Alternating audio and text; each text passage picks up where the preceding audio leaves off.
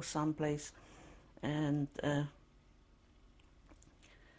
lots of people were just thrown out of the wagons when they were dead. So I want to go back a moment, right before the transport to the ghetto, when you heard about things. Did people believe what was about to happen or going to happen? And did anyone try to escape or hide? Well, they had to believe it because in those days, some of the people weren't citizens. And because of that, they took them away and towards Poland, close to the Russian borders. And there, lots of them were killed already. That was already the Nazis. And some of them did escape, and they came back, and they were hiding out with the people who were citizens. And they were telling us all these stories, and we had to believe it. Because otherwise, how would you know? And you had to feed these people and help them out. And people did. People helped them out. And it was very hard, naturally, because the Nazis were watching a lot already. And the police, too. They were very mean people, the police, the Hungarian police. They wore these hats with feathers on, and they look terrible scary. Do you remember Nazis in Holobyno? Germans? Not exactly, no Nazis. We heard that that's their orders. They give the orders to police, but it's the police, Hungarian police, who did all the jobs, telling people you're going to be taken the next day or 2 days later, and prepare them. Did you know any of these policemen before? Did you recognize any of them? Not very many, no. So you were transported to the ghetto by train? We were transported by train. From Svalava there was trains, and they were also put in a lot of people in the trains, and one. You walked from Holobyno to? Yes, we had to walk. The big town. Yes. What is the name of the town? From Holobyno to Svalava. And then you got on a train there? Yes. Mm-hmm. And how many people in a train? Very crowded. Like a cattle car? Like a cattle car, that's right.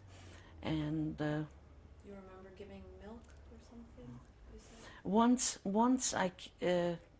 I went to these trains because a neighbor was selling the milk to one of the families from Svalava, and they were being taken away, and I brought the milk. I really wasn't supposed to do that. If the policemen would have caught me, they would have taken me right away in the trains too. I was a little girl, and they didn't pay attention. You were about 14? I was, yes, 14. And you handed the milk? I handed the milk for the people in the train already. And I'm sure they appreciate it, because with babies, with children, even up till Munkac, you needed these things. And now in the ghetto, was it an enclosed ghetto? Was there a fence or barbed wire? Or yes, there was a fence. There was a fence because from the prisoners themselves, they were watchmen. The prisoners themselves? Yeah, some of them, they have their duties that they would watch. People shouldn't go out of the gates. The Jews were the watchmen? Yes, some of them, yes. Because they didn't have enough police. So they elected these people. They're going to be watchmen, and some of them were transporting food in, and they were working that way. And lots of young people got some jobs. Were you working at all? No, not little girls, not young people like that. I mean people in the 19, 20-year-olds. and up. What would they do? As I say, they were like guards, Oh, the guards. for the people to watch. They shouldn't escape. And they were going out of the ghettos to bring in food, and they were all kinds of jobs they had. How long were you in the ghetto with your family? I was there the whole month. 1 month. Yes. And they were taking us, we were the last transport out of the ghetto. And that's how come I wasn't in the concentration camp that long. 3 months more, if I would have stayed in my country, I wouldn't have been taken to the concentration camps. 3 months later, they were already liberated. And in the Auschwitz, when we got there. Can we back up a minute, just so from there you got on the car and the train, and it took three days. From Munkac ghetto to Auschwitz, it took 3 days. Did you have any food with you, water? Very little, very little. And I had my little nephew with us, with my mother and my brother and one sister. And I was very hungry lots of times. And my brother didn't want to give me bread. He says, you need it for your nephew. And terribly hungry. Once I got to Auschwitz, I was terribly hungry. And there was still a little bread left, and they took it away. And I rushed back to the bundles, and I knew there was bread. I took it out and found some pictures. I took it with me. And the bread I ate up very fast. You remember that? I remember that. So when the doors opened up and you were at Auschwitz, well, could you look out of the train at all? Yeah, there were some windows. There were some windows. But we saw passing towns, passing cities, and people were watching. The Christians were watching how we were taken, but nobody said anything. And when you got there, what was the first thing you saw when the doors opened up? Well, in those days we didn't know about crematoriums yet. So we saw a camp with little barracks and lots of people. We saw people came with white kerchiefs on their head. They didn't have hair on anymore. And they were the ones who took away everything from us. Right away? Right away. And then we were lined up in lines, and they told us children with mothers should stay with their children, with the young children. And other people who were going to be working, they go in another line. And they said, you have to get undressed. Everybody took off their clothes. Right there. Right there in the line. And then Mengele came. Do you remember him? Yeah, Nazi, the Mengele. And he was the one who choosing. He had a stick, and he going past the lines and choosing. You go here and you go here. And did he come up to you? Oh yes, he came up to me. He chose me to go with other people, and then the people who were there already, they told me, don't go with your mother, don't go with the children, go on the other side. So I crawled, I hid away under the feet from the people and crawled back on the other line where they said it was working people, they're going to be working. So you went away from your mother? Oh yes. Yes, and I didn't even have the time to say goodbye to my mother or anything, because everything went so fast. Is that the last time you saw her? That's my last time I saw my mother and my nephew, yes. And your sister? I stayed with my sister Leah, and my brothers went in different lines because the men were taking separate and the women were taking separate. So I didn't see them anymore. After we were chosen, they told us we're going to go in these big rooms and we're going to have a shower there. And we came there, and they shaved everybody's heads. They shaved off all the hair everywhere, and there was really a shower the first time. It's the second time I was chosen, also by Mengele again. I did go in to where they gassed the people, and somehow I found a door to go out. And I came back, and there was again lines, people still waiting in the lines.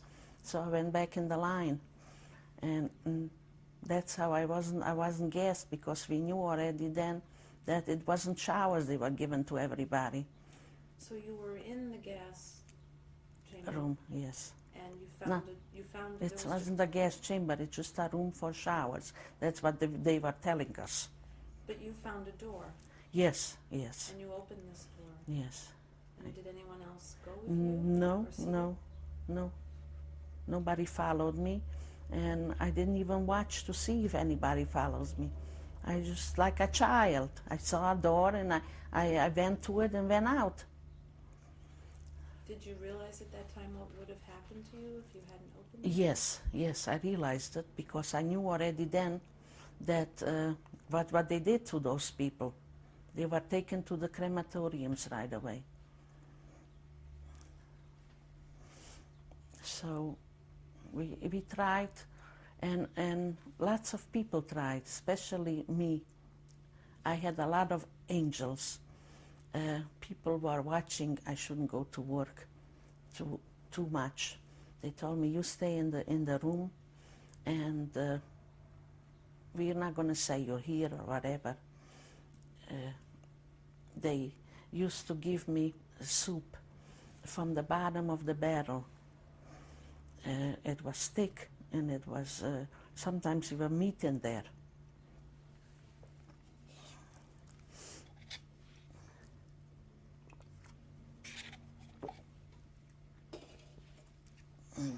I wasn't able to eat it anyhow, the soup.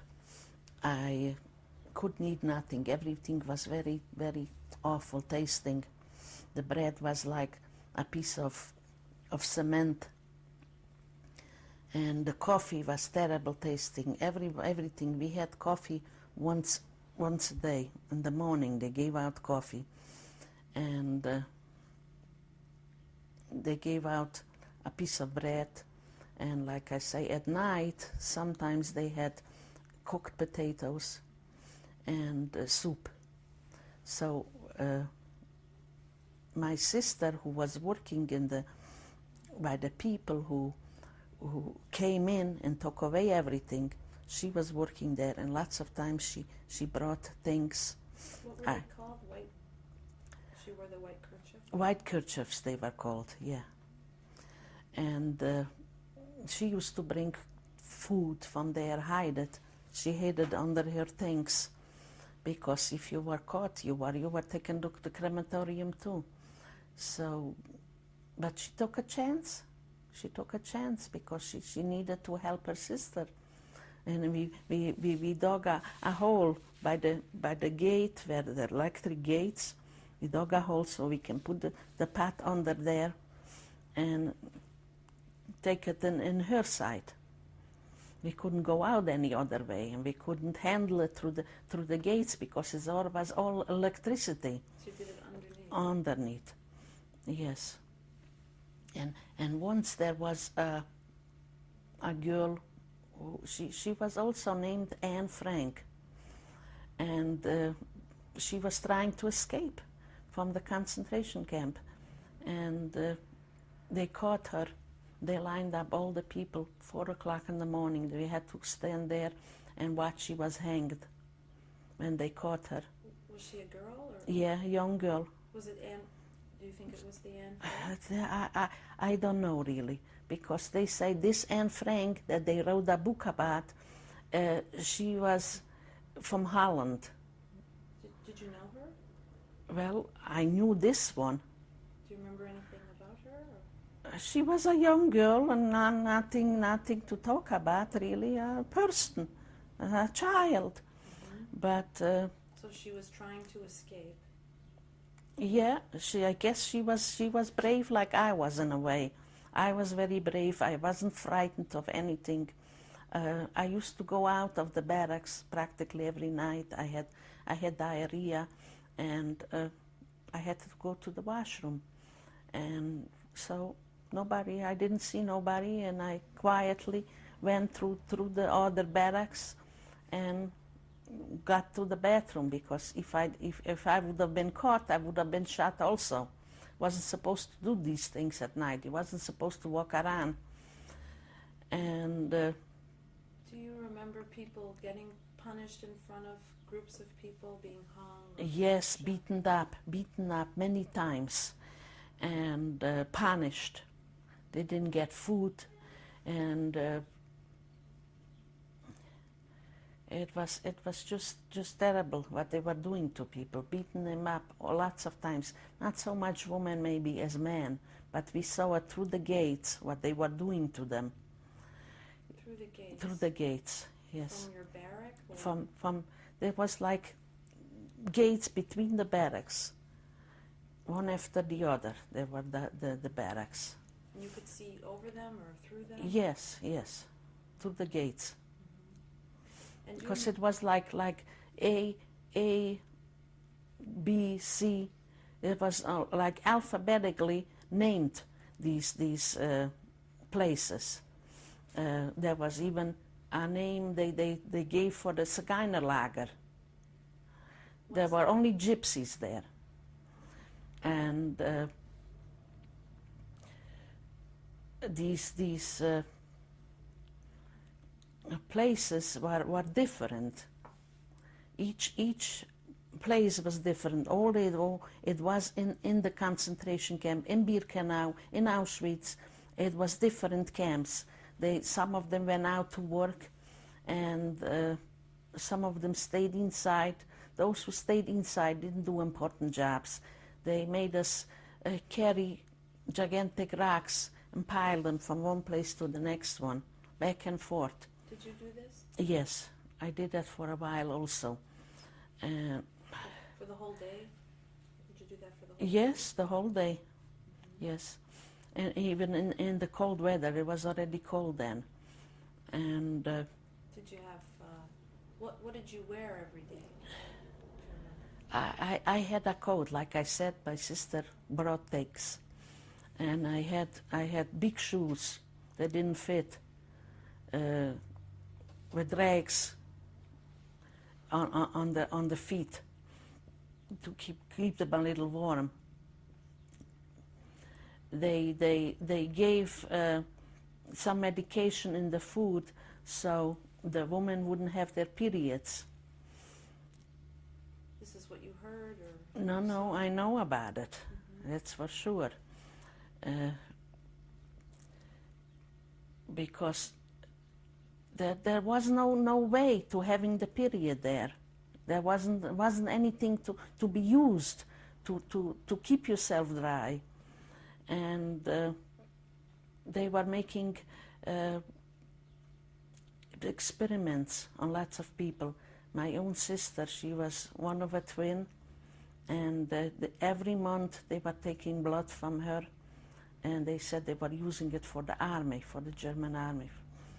And lots of other people were making all different kind of experiments with them. Did you know about any of the other ones? Or? Well, I heard about them. I probably knew about them too, but I don't remember their names.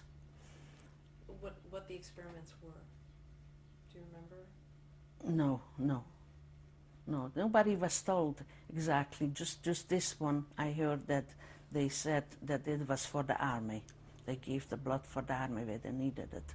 That it's supposed to have keep them healthy. I don't know, it's a special kind of blood, they said. When did you get your tattoo? Just to go back a minute. Yes. When we got there in Auschwitz, we took our beds already. They came and everybody was tattooed. They gave us a number, and my number is 16071. It was very painful, that thing. It was like a pen, but it was like a needle in a way, because each point, it's like a point, until they finished one letter. It wasn't easy.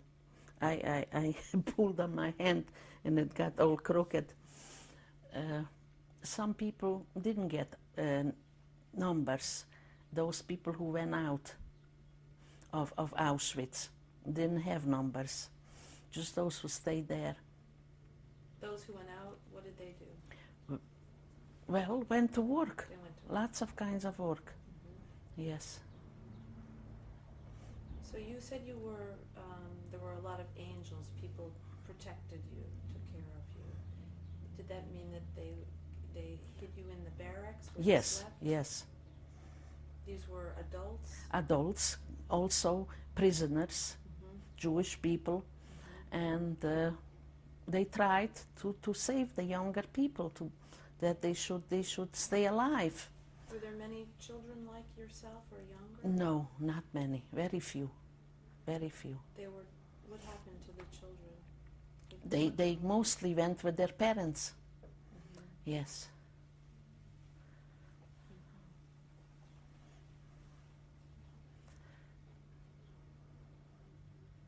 And we saw a lot of beatings, as I said, with the men, and even there, when you are going to work, I went to work for a few months, since maybe September till October, then out of Auschwitz. And every day we passed right the crematorium, every day we saw people who were not so healthy anymore. They chose them and they took them and gassed them, and then they put them in crematoriums. Every day we saw people wheeling them on barrels, like with a wheel, and they were wheeling them to the gas chambers. The sick people. And mostly these people who were working in the gas chambers, they never stayed alive long. Each time they burned a transport of people, the next day they were dead, because they should be able to tell people what they were doing and how they were doing it. So each time they burned a transport of people, those people who did the job were gassed also and put in the crematoriums. So there was each day different people who were doing these things. And the smell was awful. Every day when we passed there, just stinky smell from the people, burning people. And lots of times there was lots of deaths too. And you had to watch these things, what they're doing to them, and you didn't know if you're gonna live the next day. It was just every day to be able to live through it. It was like a big struggle to go through this and to be able to go on. And it was just terrible, frightening.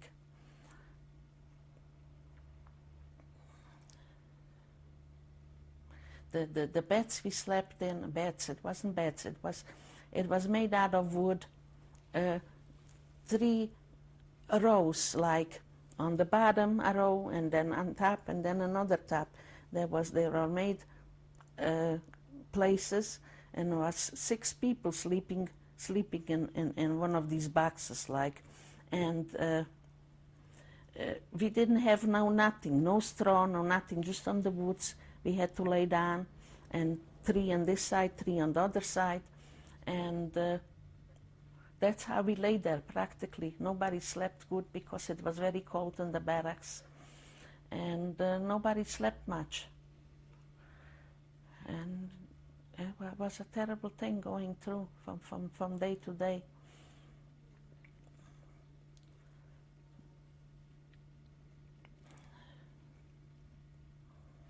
And not knowing that if you're going to be alive the next day. It's just a terrible thing going through. Nobody can really believe that you could go through so much pain and so much trouble. These people today, after so many years, ignorant people, in my opinion, after 50 years, they still talk about not having any camps, now they're having any concentration camps, or being gassed every day. They still say that this didn't happen, but it did happen. We're the proof of it, that it did happen. And they should be smart, these people smarter, and not say such a thing, because we're here right now and telling the stories. It's not just a story, it's the truth. And it's a terrible thing we're going through every day, from day to day, remembering those things. Every night we have nightmares and we dream about it. You want to forget, but it's hard to forget. You can't forget. No, the things we went through keeps reminding us every day, every minute of the day.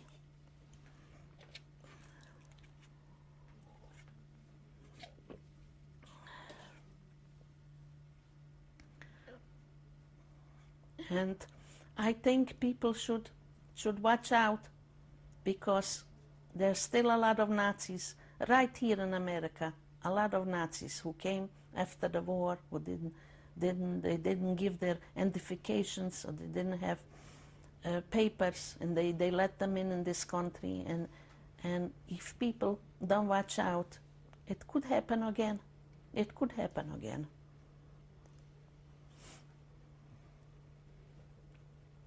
So, what kind of work did you do? You mentioned that you had done some other work on the way you saw the people going to the crematorium. Well, this was already winter, like I said, but in September there was already snow in Auschwitz and Birkenau, and in the surrounded area, and we were going out to work. We had to walk about 6 kilometers back and forth, and in the snow was very deep, and if you didn't walk fast enough, they had dogs with them, the Nazis, and they chased the dogs after you. And if you still didn't walk fast enough, they shot you right there and there. It wasn't a job really that was so important. We cut it out. We had to shovel away the snow, and we cut out pieces of grass, and we piled it up high, and that's what we did every day. But it was just hard to do these things, especially if you were already sick. I had frozen feet, and I could hardly walk, so my sister used to carry me on her back lots of times. I wasn't able to walk, and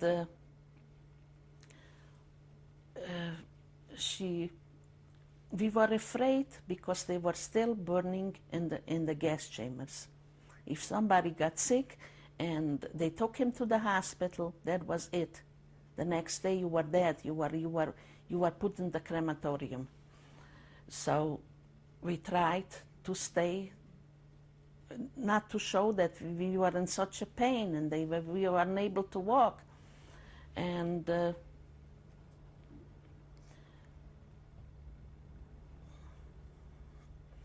we just tried to stay alive.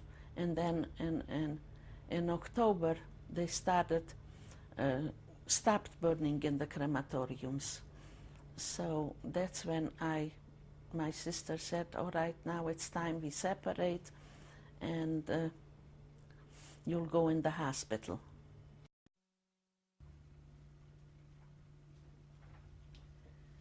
What were the relations among some of the other Jewish people in the camps?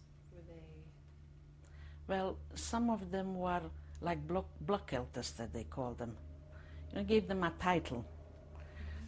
And some of them were very vicious.